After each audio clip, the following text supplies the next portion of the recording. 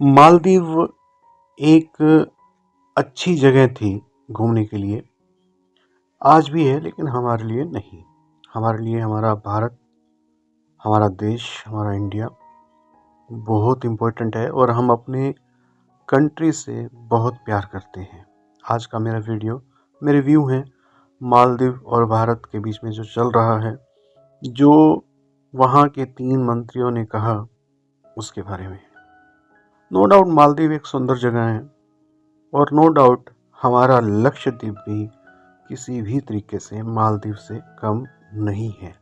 बात ये नहीं है कि वो जगह यहाँ ज़्यादा सुंदर है या यह जगह ज़्यादा सुंदर है, दोनों ही जगह ज़्यादा सुंदर हैं, हम ये मान के चलते हैं।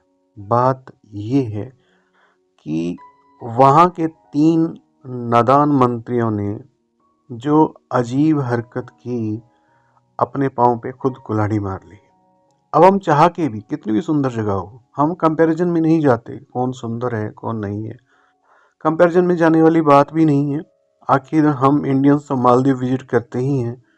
बहुत सारे भारतीय, अब कितनी टिकटें कैंसिल हुई वहाँ के रिजॉर्ट्स की और एयरलाइंस की, उससे पता चल गया होगा सभी को कि कितने भारतीय मालदीव जाते थे। डेस्टिनेशन मैरिजेस वहाँ पे अरेंज होती थी। ये एक तरीके से हमारा प्यार था मालदीव के लिए, जो कि अब नहीं रहा, क्योंकि हमारे प्राइम मिनिस्टर हमारे लिए पूजनीय है, हमारे लिए आराधनीय है।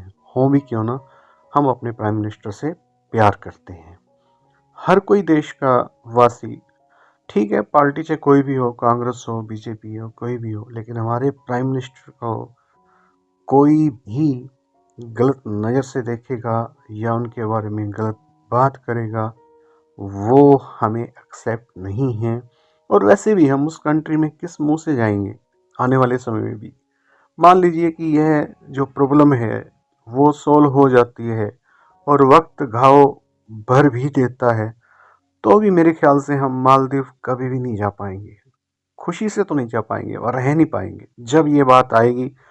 और जब वहाँ के मंत्रियों के चेहरे दिखेंगे उस कंट्री में जाके, वो सारी बातें याद आएंगी, तब हम मालदीव में एक पल भी नहीं रह पाएंगे। हम वहाँ पे घुटन महसूस करेंगे। यही, इसको आप राष्ट्रीयवाद कह सकते हैं, लेकिन इसमें कुछ भी गलत नहीं है।